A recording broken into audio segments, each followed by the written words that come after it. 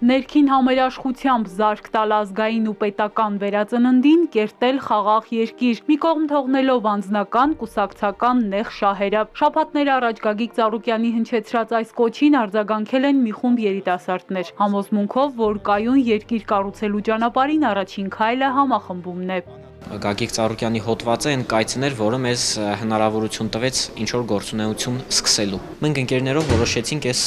ծրագիրը կազմակերպել, հանդիպում քննարկումը կազմակերպել եւ այսպիսի շարք սկսել, որպեսզի մենք կարողանանք ապագայում իրենից ազդեցիկ բան ներկայացնել ու ձայն ունենալ, որը կկարողանանք բարձրացնել շատ տարբեր հարթակներում։ Հենց այսօր պետք է սկսել գործել միասնաբար։ Երիտասարդները վստահ են, իրենք չլինելով քաղաքական որևէ ուժի մաս կարող են քարե-քարին դնել ու կառուցել այն երկիրը, որի մասին երազում են եւ որտեղ ապրելու են նաեւ հաջորդ սերունդները։ Հնարավորինս պետք է կոտրել այդ անտարբերությունը, որը կա այսօր, մի կողմ դնել անձնական, կուսակցական կամ որևիցե կազմակերպության շահերը եւ մի պահ, թեկուզ օրական մի այսպես հանդիպման ընթացքում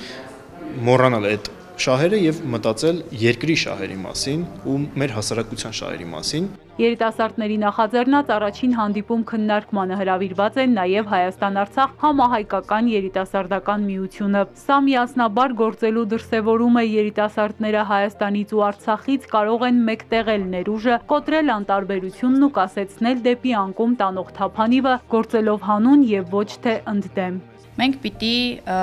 մեր գործելավոճը փոխենք դեպի հանուն։ Հանուն մեր երկրի, հանուն հայի, հանուն հայ մարդու։ Ու միայն այդ դեպքում մեզ մոտ կստացվի նույն անտարբեր չլինելը, նույն համախմբվածությունը, նույն միասնականությունը, նույն իրար հասկանալը եւ որ ամենակարևորն է պառակտվածության չգնալը։ Մի լավ խոսույթ կա, ասում է բաժանիր, որ տիրես։ Ու հիմա մենք առավելագույն չափով բաժանված ենք ու տվել ենք բոլոր մեր վատը կամեցողներին բոլոր հնարավորությունները, որպեսզի անեն մեզ հետ այն, ինչ ուզում են։ Ներուժը կա, մնում է աշխատել համառ ու հետևողական։ Միության նախագահը համոզված է, մոտիվացնող կարող են լինել դրական նախադեպերը։ Էապես տարբերվում է սպորտի ոլորտը ու այն ժամանակահատվածում, երբ Գագիկ Ծառուկյանը ընտրվել է Ազգային օլիմպիական կոմիտեի նախագահ, մարզերում համաչափ զարգացման համար կառուցվել են բազմաթիվ սպորտ դպրոցներ, որտեղ էլ հենց այնտեղի երեխաներին եւ երիտասարդներին տրվել է հնարավորություն զբաղվել սպորտով եւ ունենալ լրջագույն հաջողություններ, բերել մեդալներ եւ որ ամենակարևորն է Հայաստանի դրոշը բարձրացնել միջազգային հարթակներում։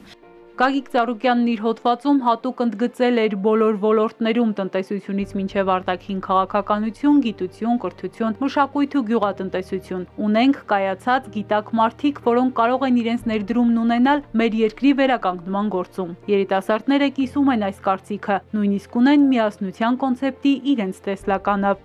Մարդը ասում էր, որ մենք պետք է մեր տարաձայնությունները դնենք մի կողմ, գտնենք մի քանի բան, որոնց շուրջ մենք մեր կարծիքները, մեր մտածելակերպը կհամապատասխանի եւ այդ խնդիրները լուծենք, որտեվ առանձին բոլորն են հասկանում, որ առանձին մի ուժ, մի հոգի այս երկրում ոչինչ չի կարող փոխի, քանզի մեր խնդիրները ոչ միայն արմատացած են մեր իրականության մեջ, նաեւ այդ խնդիրները գնալով սենց ձնագնդի նման հավաքվում, կուտակվում են իրար վրա։ 2020-ից հետո Հայաստանի մեծագույն կորուստներ Արցախը, ցավալի այս իրողությունից դասեր քաղելու փոխարեն հասարակությունը պառակտվել է, մարդիկ իրար մեղադրում են, ցեղ շպրտում հնարավոր բոլոր ուղղություններով։ Սա է, որ պետք է գիտակցաբար հաղթահարել։ Արցախը չի եղել բեռ, Արցախը տարիներ շարունակ եղել է Հայաստանի անվտանգության երաշխավորը, Արցախը եղել է Հայաստանի տնտեսական աճի կայուն զարգացման երաշխավորը, Արցախի շնորհիվ Հայաստանի մարզերը եղել են սահմանից շատ հեռու, եղել են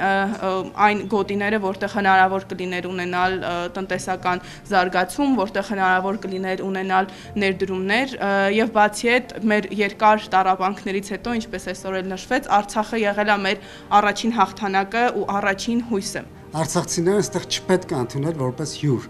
Արցախցիները մեզնից մեկն են։ Մի ասեք, որ նրանք հյուր են, ժամանակավոր են, չգիտեմ ինչ են, Ես Վանաձորից եմ, ապրում եմ Երևանում, ես Երևանում հյուր չեմ։ Այսինքն Երևանցի եմ, ինչքան Վանաձորցի։ Հանդիպումները լինելու են շարունակական, նոր մտքեր, գաղափարներ հզորանալու տեսլական են խոստանում մեկ հարկի տակ հավաքված երիտասարդները։ Գիտակցում են երազանքի երկիր կառուցելու բոլոր հնարավորություններն ու գործիքներն իրենց ձեռքում են եւ դրսում փրկիչներ չպետք է փնտրել։ Այո, մենք ունենք շատ բաներ սովորելու ավագ սերնդից եւ իրենց կյանքի փորձից, բայց կարծում ենք նաեւ, որ ավագ սերունդը կարող է որոշ բաներ սովորել մեզնից, որովհետեւ այդ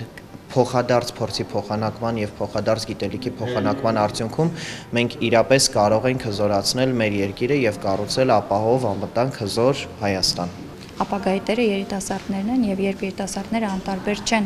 երկրում ստեղծված իրավիճակի նկատմամբ, դա արդեն իսկ խոսում է այն լավ բանի մասին, որ ամեն բան առաջիկայում լավ է լինելու։